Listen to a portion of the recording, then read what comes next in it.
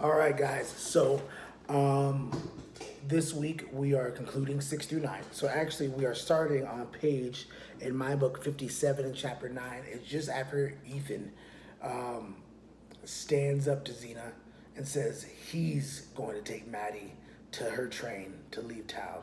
Daniel Byrne isn't, and it's his last moments that he will have with her. And we'll see if he can finally do something and say something. So here we go. She started at his approach and turned quickly. Is it said, time? "Oh, it's not yet. What are you doing here, Matt?" he asked her. She looked at him timidly. I was just taking a look around, that's all. She answered with a wavering smile. They went back into the kitchen without speaking, and Ethan picked up her bag and shawl. "Where's Xena?" he asked. She went upstairs right after dinner. She said she had those shooting pains again and didn't want to be disturbed. "Didn't she say goodbye to you?" No, that was all she said. Ethan looked slowly about the kitchen, said to himself with a shudder that in a few hours he would be returning to it alone. Then the sense of uncertainty overcame him once more, and he could not bring himself to believe that Maddie stood there for the last time before him. "Come on," he said almost gaily, opening the door and putting her bag into the sleigh. He sprang to his seat and bent over to tuck the rug about her as she slipped into place at his side. "Now then, go long," he said, with a shake of the reins, and they sent the sorrel placidly jogging down the hill. "We got lots of time for a good ride, Matt," he cried, seeking her hand beneath the fur and pressing it into his. His face tingled, and he felt dizzy, as if he had stopped an inn at the Starkfield saloon on a 0 day for a drink. At the gate, instead of making for Starkfield, he turned the sorrel to the right, up the Bettsbridge Road. Maddie sat silent, giving up no sign of surprise. But after a moment, she said, Are you going around by Shadow Pond? He laughed and answered, "I knew you'd know." She drew closer under the bear skin, so that looking sideways around his coat sleeve, he could just catch the tip of her nose and a blown brown wave of hair. They drove slowly up the road between the fields glistening under the pale sun, and then bent to the right down a lane edged with spruce and larch. Ahead of them, a long way off, a range of hills stained by mottlings of black forest flowed away in round white curves against the sky.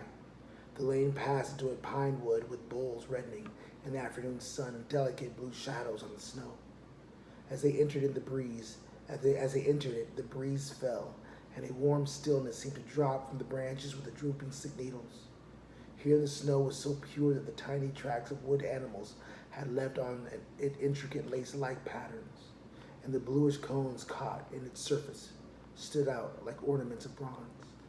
Ethan drove on in silence till they reached a part of the wood where the pines were more widely spaced. Then he drew up and helped Maddie to get out of the sleigh. They passed between the aromatic trunks, the snow breaking crisply under their feet, till they came to a small sheet of water with deep wooden sides.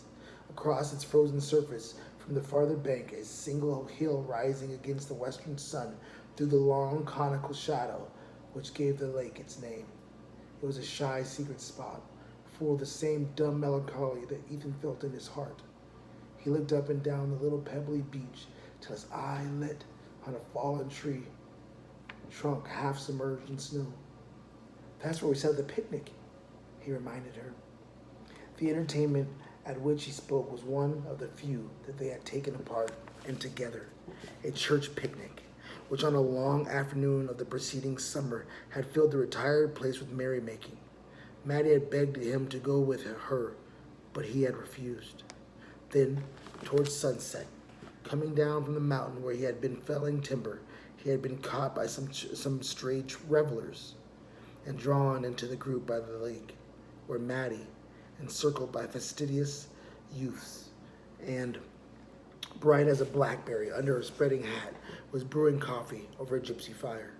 He remembered the shyness he had felt at approaching her in his uncouth clothes, and then the lightening up of her face, and the way she had broken through the group to come to him with a cup in her hand. They had sat for a few minutes on the fallen log by the pond, and she had missed her gold locket and set the young men searching for it, and it was Ethan who had spied it in the moss.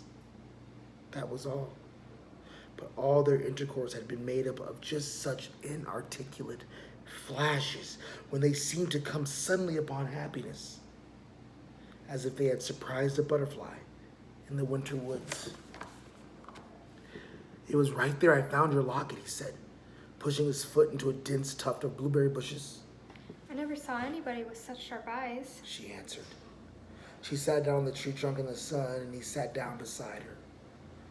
"You were as pretty as a picture in that pink hat," he said. She laughed with pleasure. Oh, I guess it was the hat. She rejoined. They had never before avowed their inclination so openly, and Ethan for a moment had the illusion that he was a free man, wooing the girl he meant to marry.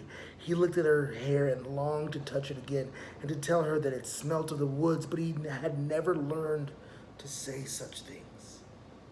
Suddenly she rose to her feet and said, We mustn't stay here any longer. He continued to gaze at her vaguely, only half roused from his dream. "There's plenty of time," he answered. They stood looking at each other as if their eyes of each other were straining to absorb and hold fast the other's image. They were things he had to say to her before they parted, but he could not say them in that place of summer memories, and he turned and followed her in silence to the sleigh. As they drove away, the sun sank behind the hill, and the pine boles turned from red to gray. By a devious track between the fields, they wound back to the Starkfield Road. Under the open sky, the light was still clear, with a reflection of cold red on the eastern hills.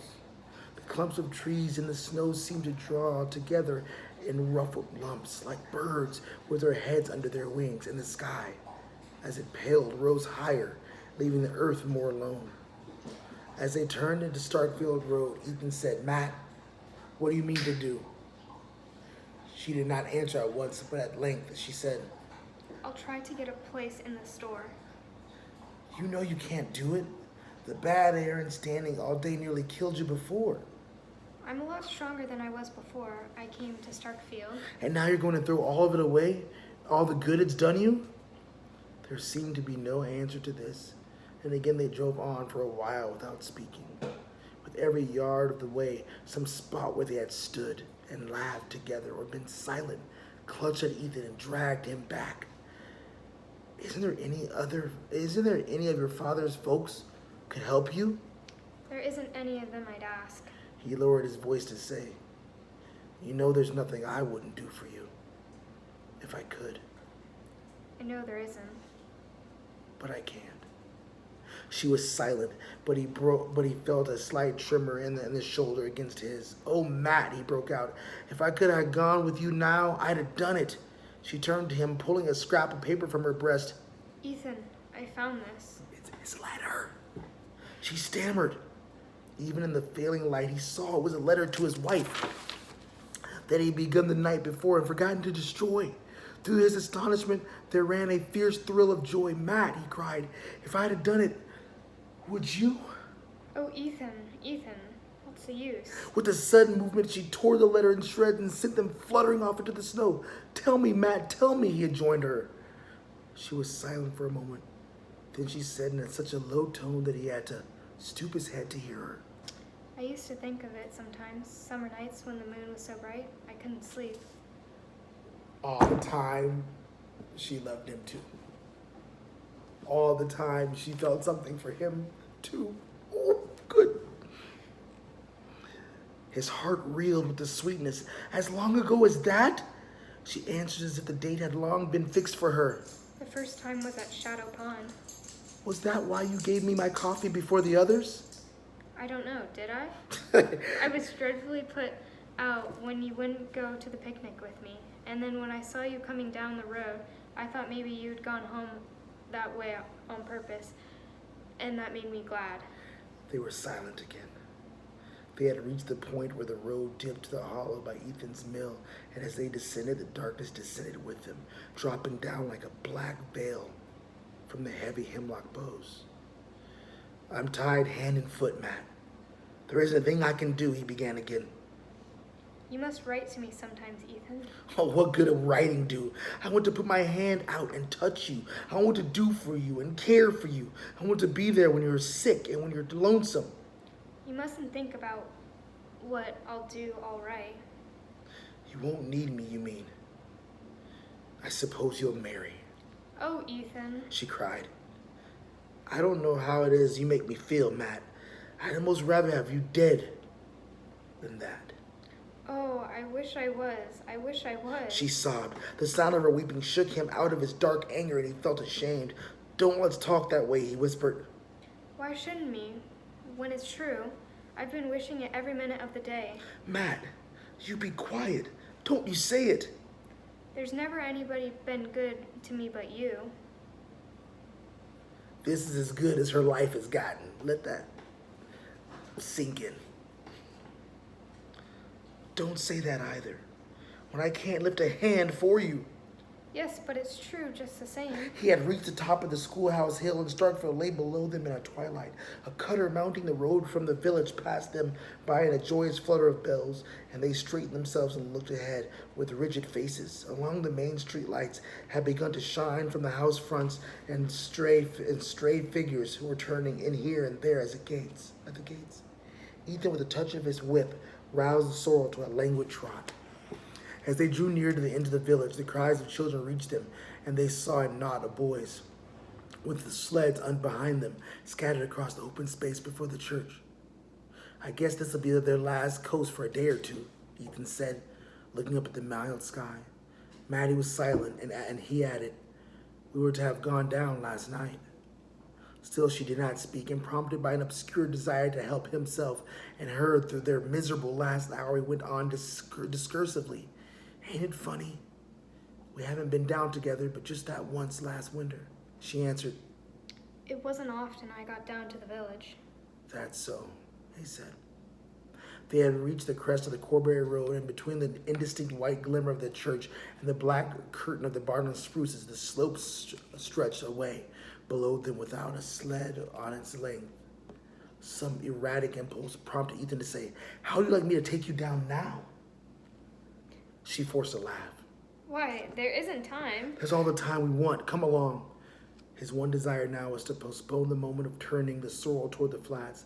But the girl, she faltered. The girl will be waiting. Oh, sorry, that's you. But the girl. She faltered. The girl will be waiting at the station. Well, let her wait. You'd have to if she didn't come. The note of authority in his voice seemed to subdue her, and when he had jumped from the sleigh, she let him help her out, saying only with a vague feint of reluctance, But there isn't a sled around anywheres. Yes, there is, right over there under the spruces. He threw the bearskin over the sorrel, who stood passively by the roadside, hanging a meditative head. Then he caught Maddie's hand and drew her after him toward the sled. She seated herself obediently, and he took his place around behind her, so close that her hair brushed his face. All right, Matt, he called out, as if the width of the road had been between them. Okay, so this first one now, you take the front, and I'm behind you on the sled. She turned her face to say, It's dreadfully dark. Are you sure you can see? He laughed contemptuously. I could go down the coast with my eyes tied. And she laughed with him as if she liked his audacity. Nevertheless, remember that I could go down this with my eyes tied. Nevertheless, he sat still a moment, straining his eyes down the long hill, for it was the most confusing hour of the evening, the hour when the last clearness from the upper sky is merged with the rising night and a blur that disguises landmarks and falsifies distances. Now, he cried. The sled started with a bound, and they flew on through the dusk, gathering smoothness and speed as they went, with the hollow night opening out below them and the air singing by like an organ. Maddie sat perfectly still, but as they reached the bend at the foot of the hill, where the big elm tree thrust out a deadly elbow, he fancied that she shrank a little closer. Don't be scared, Matt, he cried exultantly, as they spun safely past it and flew down the second slope. And when they reached the level beyond the level ground beyond, and the speed of the sled began to slacken, he heard her give a little laugh of glee. They sprang off and started back up the hill. Ethan dragged the sled with one hand and passed the other through Maddie's arm. Were you scared I'd run you into the elm? He laughed with a boyish laugh. I told you I was never scared with you. She answered. The strange exaltation of his mood had brought on one of his rare fits of boastfulness. It is a tricky place, though. The least swerve and we'd have never had come up again. But I can measure distances to a hair's breadth. Always could, she murmured. I always say you've got the surest eye. Deep silence and following with the starless dusk, and they leaned on each other without speaking. But at every step of their climb, Ethan said to himself, "It's the last time we'll ever walk together." They mounted slowly to the top of the hill, where they were abreast of the church he stood. He stooped his eyes to her to ask, "Are you tired?" And she answered, breathing quickly. It was splendid. Now you have to remember to understand Ethan's moment here. Like, literally, in his mind, he has been freed from slavery, right? It's like he's gone back to Florida. He's getting to study. He's going to do everything he wanted to do. He's told the woman that he loves her. And he's going to go back. Can he really go back? Can you go backwards after they've said these words? And he feels deeply and utterly trapped, like we said, by his commitment to Xena. If he hops on the train and goes with her, what happens to Xena? She starves to death. He has commitment. He feels pulled. But he just can't let this go. Or maybe she can't. With the pressure of his arm, he guided her toward the Norway spruces. I guess this sled must be Ned Hill's anyhow. I'll leave it where I found it. He drew the sled up to the Varnum gate and rested it against the fence. As he raised himself, he suddenly felt Maddie close to him among the shadows. Is this where Ned and Ruth kissed each other? She whispered breathlessly and flung her arms about him. Her lips, groping for his, swept over his face, and he held her fast in a rapture of surprise. Goodbye. She stammered and kissed him again. "Oh, Matt, I can't let you go," broke from him in the same old cry. She freed herself from his hold, and he heard her sobbing. "Oh, I can't go either." She wailed. "Matt, what do we do? What do we do?" They clung to each other like hands like children, and her body shook with desperate sobs. Through the stillness, they heard the church clock striking 5. "Oh, Ethan, it's time," she cried. He drew her back to him. "Time for what? You don't... Time for what? You don't suppose I'm gonna leave you now?" "If I missed my train, where'd I go?" Where are you going if you catch it?" She stood silent, her hands lying cold and relaxed in his. "What's the good of either of us going on anywhere without the other one now?" he said. She remained motionless, as if she had not heard him. Then she snatched her hands from his, threw her arms about his neck, and pressed a sudden drenched cheek against his face. Ethan, I want you to take me down again." "Down where?" "The coast, right off. she panted. So we'll never come up anymore." It's her idea. "Take me down one more time and let's run into the elm tree." "Matt, what on earth do you mean?" She put her lips close against his ear and said to say, "Right into the big elm. You said you could. So we never have to leave each other anymore." "Why? What are you talking of? You're crazy." "I'm not crazy, but I will be if I leave you." "Oh, Matt, he groaned. She tightened her fierce hold about his neck, her face laid close to his face. "Ethan, where'll I go if I leave you? I don't know how to get along alone. You said so yourself just now. Nobody but you was ever good to me, and there'll be that strange girl in the house, and she'll sleep in my bed, where I used to lay nights and listen to hear you come up the stairs." The words were like fragments torn from his heart. With them came the hated vision of the house he was going back to, of the stairs he would have to go up every night, of the woman who would wait for him there, his wife.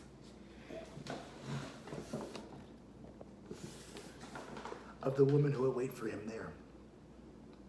And I get excited and I lost myself. Subject back.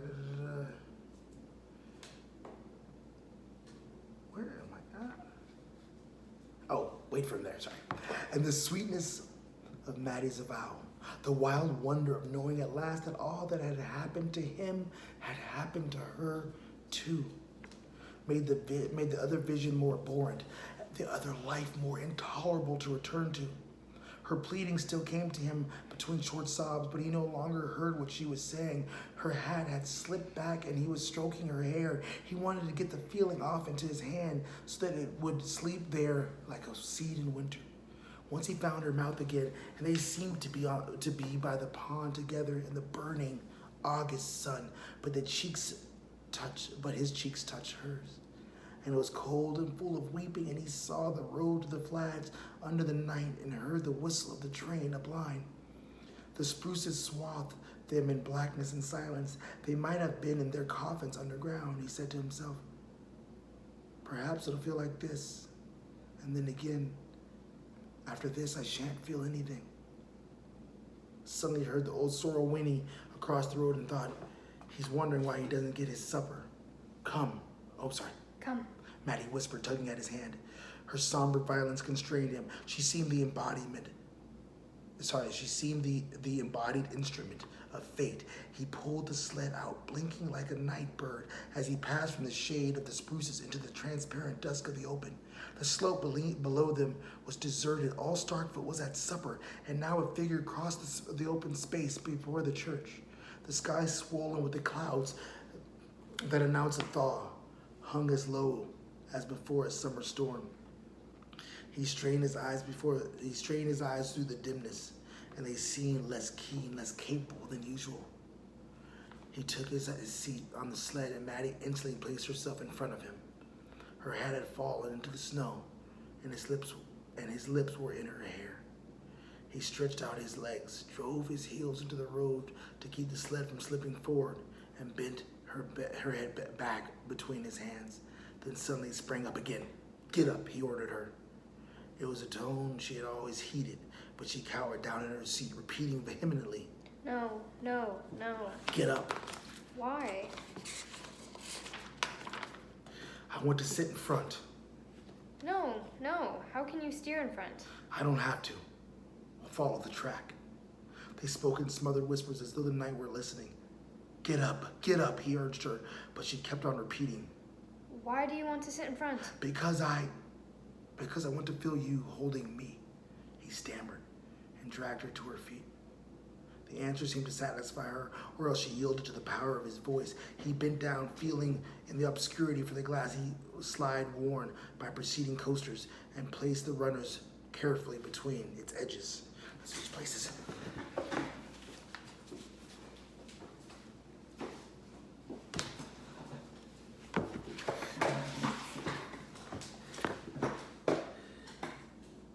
She waited while he seated himself with crossed legs in the front of the sled. Then she crouched quickly down at his back and clasped her arms about him. Her breath in his neck set him shuddering again, and he almost sprang from his seat, but in a flash he remembered the alternative. She was right. This was better than parting. He leaned back and drew her mouth to his. Just as they started off, he heard the sorrel's whinny again, and the familiar wistful call, and all the confused images it brought with it went with him down the first reach of the road. Halfway down, there was a sudden drop, then a rise, then after that another long, delirious descent. As they took wing for this, it seemed to him that they were flying, indeed, flying far up into the cloudy night, with Starkville immeasurably below them, falling away like a speck in space. Then the big elm shot up ahead, lying in wait for them, and at the bend of the road, and he saw between his teeth, "We can fetch it. I know we can fetch it." As they flew toward the tree, Maddie pressed her arms tighter, and her blood seemed to be in his veins. Once or twice the sled swerved a little under them.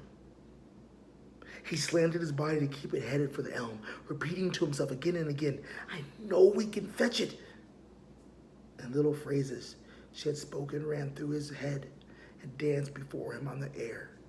The big tree loomed bigger and closer, and as they bore down on it, he thought, "It's waiting for us. It seems to know." But suddenly his wife's face, with twisted, monstrous lineaments, thrust itself between him and his goal, and he made an instinctive movement to brush it aside. The sled swerved in response, but he righted it again, kept it straight, and drove down on the black projecting mass.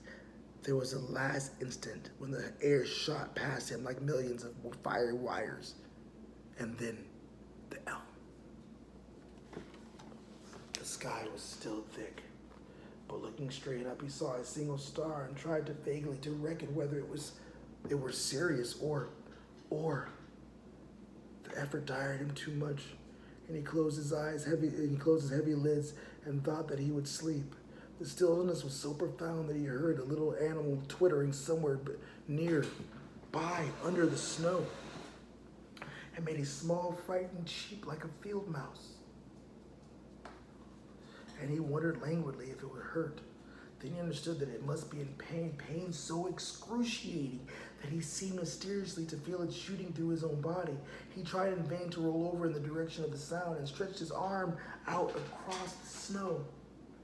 But now, as though he felt rather than heard the twittering, it seemed to be under his palm, which rested on something soft and springy.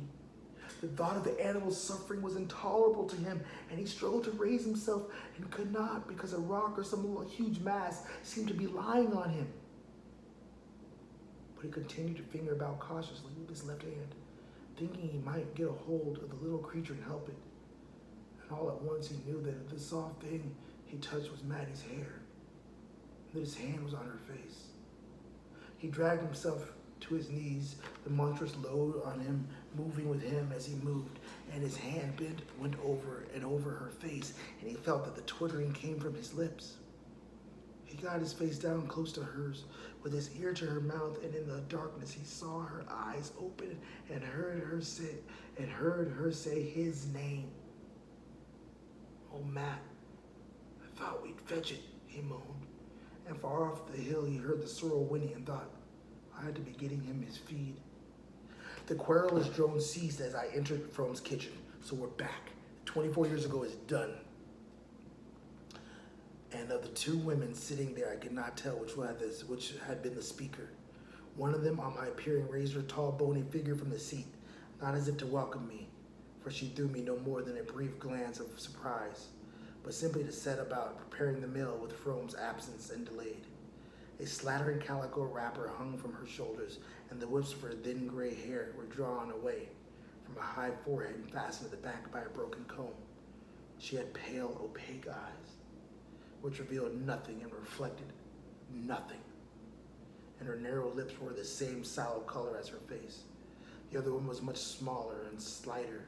She had huddled in an armchair near the stove, and when I came in, she turned her head quickly toward me, without the least corresponding movement of her body. Her hair was as gray as her companion's, her face as bloodless and shriveled. But the amber tinted with swarthy shadows sharpened the nose and hollowing the temples.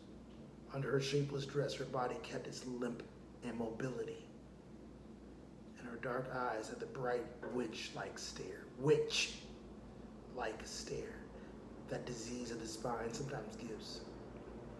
Even for the part of the country, the kitchen was a poor-looking place, with the exception of the dark-eyed woman's chair, which looked like a soiled relic of luxury, bought at a country auction. The furniture was of the roughest kind. The 3-course china plates and a broken-nosed milk jug had been set on a greasy table scored with knife cuts, and a couple of straw-bottomed chairs and a kitchen dresser of unpainted pine stood meagerly against the plaster walls. "My, it's cold here. The fire must be out," Frome said, glancing about him apologetically as he followed me in. The tall woman who had moved away from us toward the dresser took no notice, but the other, from her cushioned niche, answered complainingly in a high, thin voice, "It's only been made up this very minute. Xena fell asleep and slept ever so long, and I thought I'd be frozen stiff before I could wake her up and get her to tend to it." I knew then it was she who had been speaking when we entered. Her her companion who was just coming back to the table with the remains of a cold mince pie and a battered pie dish, set down her unspattering burden without appearing to fear the accusation brought against her. Frome stood hesitatingly before her as she advanced. Then he looked at me and said, "This is my wife, Miss Frome." And after another interval, he added, turning toward the figure on the armchair, "And this is Maddie Silver." Finish the book. He gets 2 Zenas.